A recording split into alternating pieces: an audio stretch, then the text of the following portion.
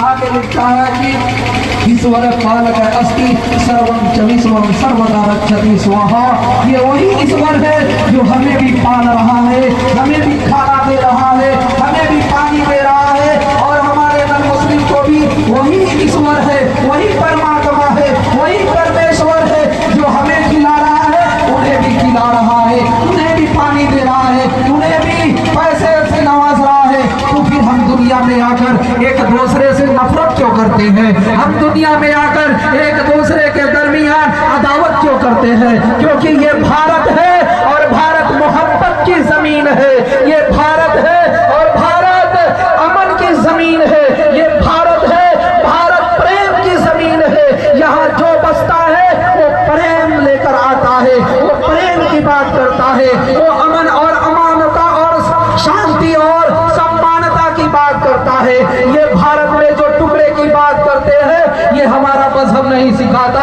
किसी का मजहब नहीं कहता है कि किसी के धर्म पर आप चोट लगाए या इल्जाम लगाए या कमेंट करें, नहीं, क्योंकि हर धर्म यही कहता है, हर धर्म की इज्जत हमारे धर्म की एक इज्जत है, हमारे धर्म की इज्जत एक दूसरे को इज्जत करना सिखाता है। और यही जब इस दुनिया में मुस्तफा नहीं आए थे तो मानव था, मानवता नहीं था, इंसान था, इंसानियत नहीं थी, आदमी था, आदमियत नहीं थी, जिहालत था, और एक दूसरे पर जुल्म और जबर और एक दूसरे को लोग कत्ल गारत की निगाह से देखते थे। न औरतों को जीने का मकाम था, न लड़कियों को जीने का मकाम था, न बेवाओं को जीने का मकाम था। कोई जीने के लिए जब औरत बेवा हो जाती थी उसको लात मारकर घर से भगा दिया जाता था, वो सुहागन बनने के लायक नहीं थी। लेकिन सबके प्रोफेट जब इस दुनिया में आए तो आका जब आए तो ऐसा संदेश दिया जिसको हमारे हिंदू भाई कल की अवतार के नाम से जानते हैं, जिसको हमारे हिंदू भाई अंतिम संदेशता के नाम से जानते हैं, और मुसलमान उसी को आखिरी नबी के नाम से जानते हैं। ये हिंदुस्तान की सरजमीन है, अमन की सरजमीन है। हमारा संविधान भी कहता है, आर्टिकल नंबर 30 कह रहा है, right of the minority to establish and administer educational institution of their choice, thereof shall have the right to establish and administer educational institution of their choice. ये हर किसी को चॉइस है, चाहे वो अपने माथे पर तिलक लगाए, चाहे वो पूजा पाठ करे, चाहे वो टोपी लगाए, चाहे दाढ़ी रखे। ये हमारा भारत है जो सेकुलर की बात करता है। हमारे भारत का प्रियम्बल भी कहता है, we the people of India having sovereign resource to constitute India into sovereign socialist secular democratic republic into secular to east its all citizen. ये हमारा भारत का संविधान है जो हमें पैगाम देता है, ए दुनिया वालों, तुम्हारा कल्चर अनेक है, तुम्हारा सोसाइटी अनेक है, तुम्हारे धर्म अनेक है, तुम्हारे कल्चर अनेक है, तुम्हारे पहनावे अनेक हो सकते हैं, लेकिन जब बात आती है अगर कोई हिंदुस्तान की सरजमीन पर बसने वालों के ऊपर अगर अदर कंट्री कोई आंख भी दिखा दे तो हम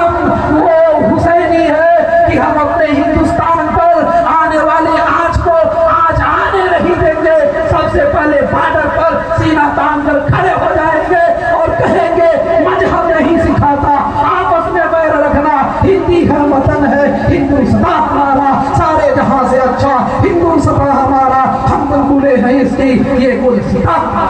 ये चमन हिंदुस्तान की है। ये बहुत हमारे पूर्वजों ने इसको सींचा है, बड़ी प्रेम से इसको बसाया है, बड़ी मोहब्बत से संवारा है। आज हमारा भारत इतना गुलाब की तरह खिल रहा है कि एक थाली में क्रिश्चियन भी खा रहा है, एक ही थाली में मुसलमान भी खा रहा है, एक ही थाली में जब सिखों ने खाया, जब एक थाली में सबने खाया तब अंग्रेजों को लगा था अब किसी पर हुकूमत नहीं हो सकती, न हम एक या एक यूनिटी तौर पर हुकूमत कर सकते हैं, न मुसलमानों पर हुकूमत कर सकते, न ईसाइयों पर कर सकते, न क्रिश्चियन पर कर सकते, न सिखों पर कर सकते। क्यों? क्योंकि जब लोग एक होते हैं तो ये एकता इतनी ताकत हो जाती है कि अंग्रेज का बाप भी आ जाए तो भी हमारे भारत का बाल बाका नहीं कर सकता। ये हमारा वो हिंदुस्तान है जो पैगाम मोहब्बत का देता है, अमन का देता है, शांति का देता